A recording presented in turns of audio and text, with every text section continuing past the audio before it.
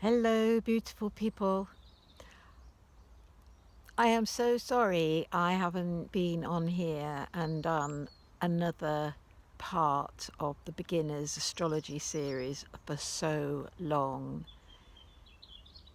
It has been sitting there. I know what it's going to be. It just hasn't happened yet.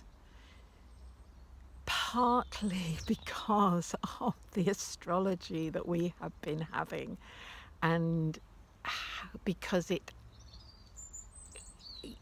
whole lot of it has had a direct impact on my own personal chart. So it's like, it's just been like just doing so much. And that's one of the things that is sitting there waiting.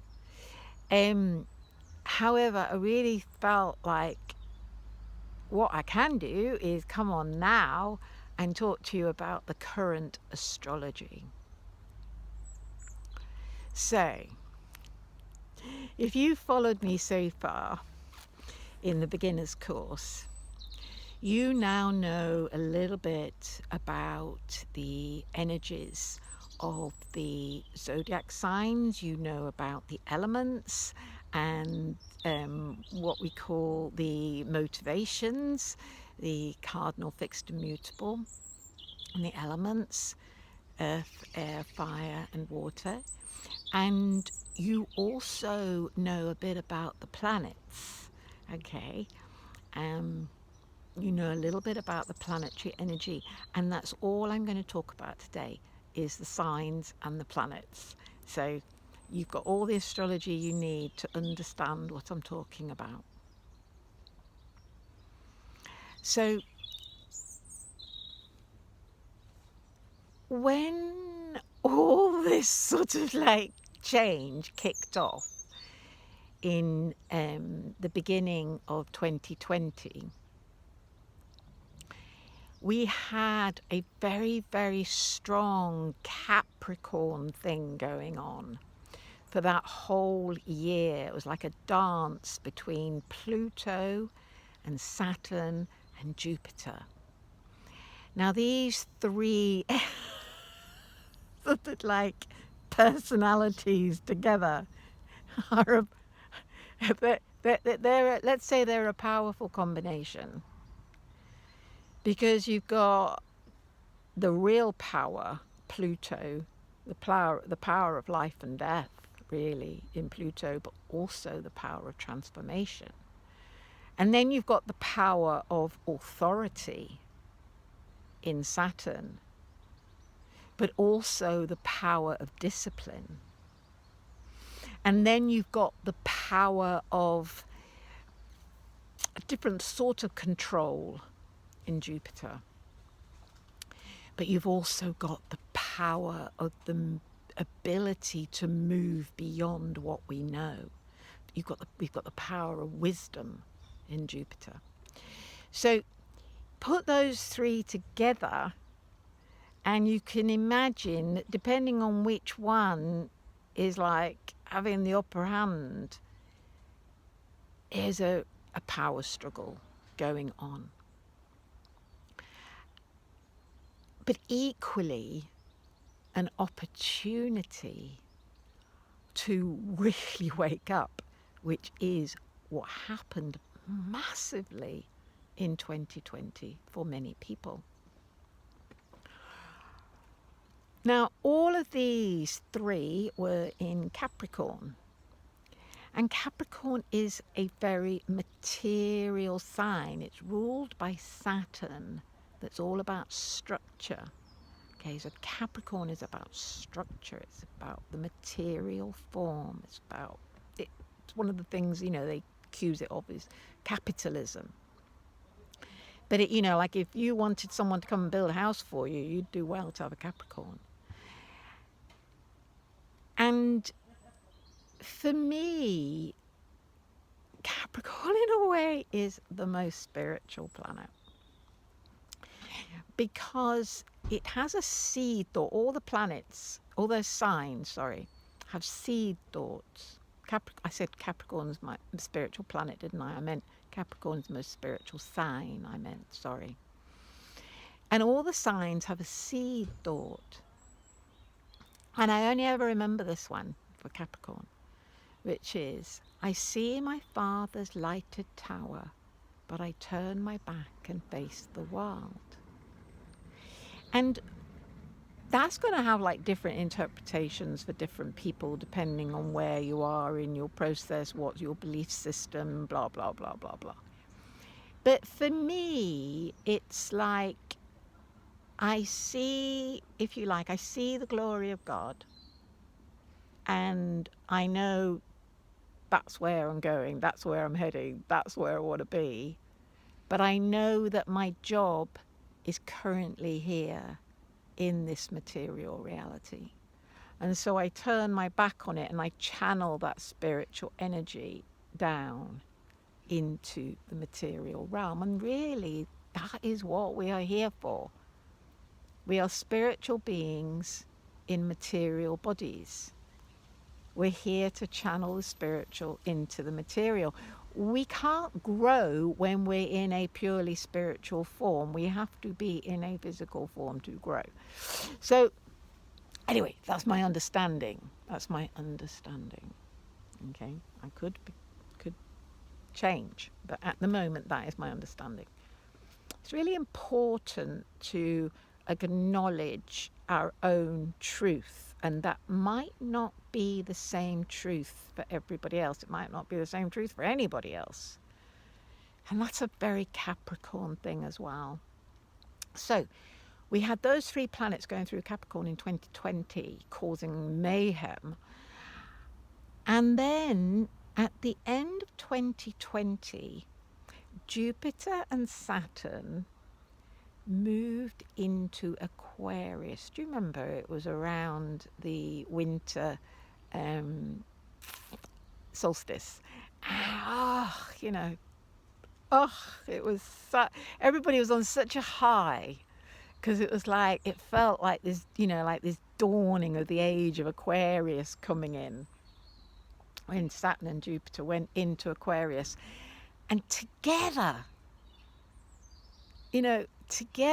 on the same day or whatever, it felt miraculous. And certainly there was a bit of a shift in energy, but it was then so quickly usurped by the Saturn-Uranus square. So Saturn goes into Aquarius and goes trundling off, and then suddenly meets Uranus. So you've got Saturn that's all about restrictions and safety, and it's in Aquarius, so it's like, it's for the collective, it's for everybody. Got to keep everybody safe. And then it comes head on with Uranus and Taurus, who says, no, fuck that. I'm going to do what I want to do with my body. Can do what I like with my body. And we ended up with this division.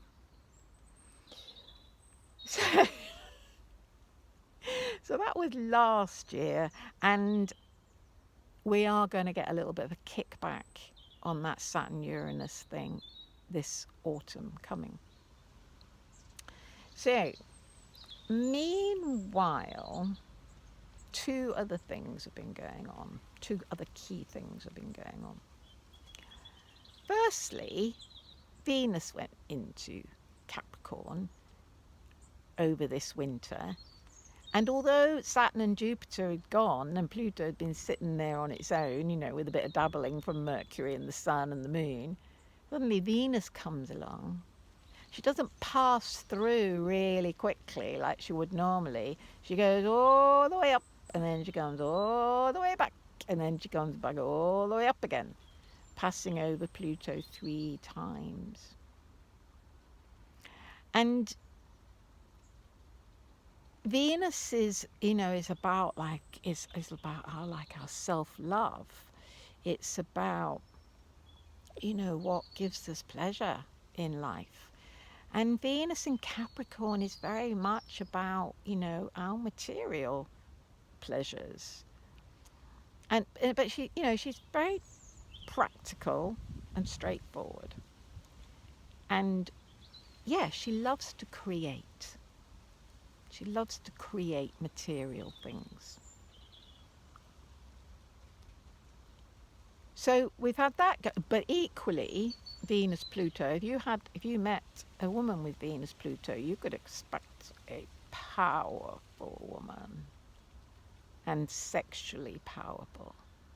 So we've had this undercurrent of this Venus Pluto energy. It's been, it's like the underworld, when Persephone goes into the underworld, when she's like banished and thrown into the underworld. What goes on in the underworld when you've got the devil and a beautiful young woman. Anyway, enough of that. But it's been challenging. It has had the potential to be challenging, while at the same time quite creative as well, in a material sort of way, practical sort of way. So that happened, and then Mars came along through Capricorn and joined up with Venus, and I can't remember how many days it will go, but it was only 2 or 3 days ago that they joined up with Pluto. So Mars likes being in Capricorn. It knows it's going to get things done.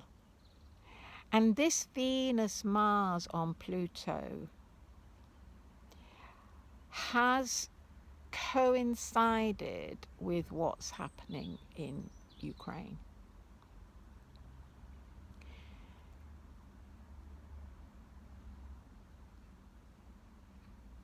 So I don't want to say too much, but you can feel that Plutonic energy in the whole situation, particularly now that Chernobyl's become involved, because Pluto's to do with radiation. So we've had that going on. Now, overlaid on this, there's been a whole Piscean thing going on. So Neptune's been in Pisces, for ages. But Jupiter went into Pisces at the end of December. Now, Jupiter and Neptune are both rulers of Pisces. Jupiter was the ruler of Pisces before Neptune was discovered. Now, Pisces, water, mutable, flowing, it's the ocean, it's that dissolving of all boundaries into an experience of unity. It's about the imagination, the imaginal, but it's also very much about being lost, feeling like you're lost, feeling like you just don't know what the hell is going on, or living in some sort of fantasy about what's going on, or like just being like completely reckless, because what does the hell does it matter anyway? Pisces is one of the signs that's very involved in death. It's the sign that's involved in death that's to do with the dissolution of the ego into the oneness. So we've got Jupiter coming along. He likes to make everything bigger, to expand our awareness, wisdom, remember. And Neptune, because Neptune is just all about dissolving boundaries. And that experience of oneness and ecstasy and bliss and joy and just, whew, complete and utter bliss. Oneness. That's Neptune at its best. But at its worst, it's tricky, really tricky. You just can't put your finger on what's going on, don't know what's going on, don't know which way. So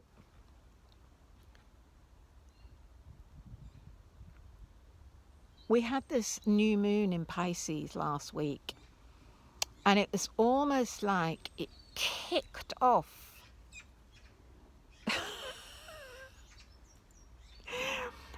coupled with the Venus, Mars, Pluto in Capricorn, that, and then the new moon in Pisces, which actually did, I'm pretty certain it conjuncted Jupiter. I think Jupiter was on that new moon. The two of them together, the experience has been like a volcano at the bottom of the ocean. Something where the pressure has just gone and then it's just like that, and created a tsunami. So this pressure has been the Capricorn energy, because today is the last day that Venus and Mars are actually in Capricorn. By tomorrow morning, 6 o'clock or past 6 or something, they're going to be moving together into Aquarius. What happened? What moved into Aquarius together at the end of 2020? Yes, Saturn, Jupiter. We're going to be getting another mirror of that one, in the same way that the Venus-Mars has given us another mirror of what happened in 2020. So we've got this volcano happening, creating a tsunami. Now, we have a choice. We've each had a choice as to whether we get our surfboard out and we ride that wave. Okay, we ride that wave and we like ride over all the yuck that's going on underneath. We just ride over all the fears. We're just like skimming along on this beautiful water in the sunshine, and it's just stunning. And it's like, it's effortless. It's effortless, and yet we can feel the power underneath us. We can feel the power of this wave, and all we've got to do is just dance with it and ride it almost effortlessly. And it's going to carry us so fast, so fast. Or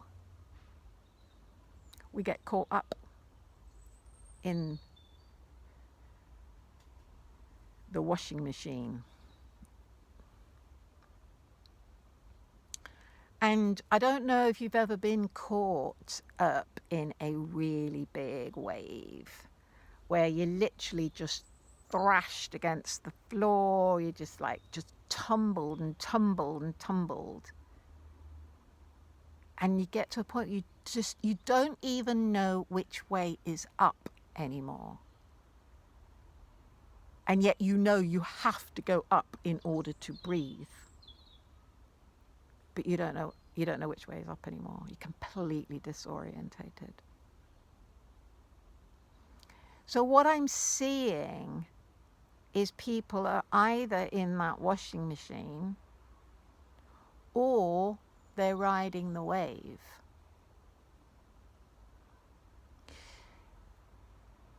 So tomorrow the energy should change. When Venus and Mars move into Aquarius. Hopefully, people will come a bit back more to their senses and see it more from a holistic perspective. What the hell is going on? Why have I allowed myself to be sucked into this inferno of fear? Because that's all it is. It's just an inferno of fear. It's just a tsunami of fear. Sorry, bit adamant there. And it's our choice. It's our choice. It's always our choice. Whether we go with the fear and become completely disorientated and feel like we're drowning, or we don't go with the fear and we ride the wave on our surfboard. It's our choice. It's not an easy choice. Not at all. Not at all. However, we have got this Pisces energy until April the 27th. So we've got a while to practice. Love you all. Talk to you soon. Bye.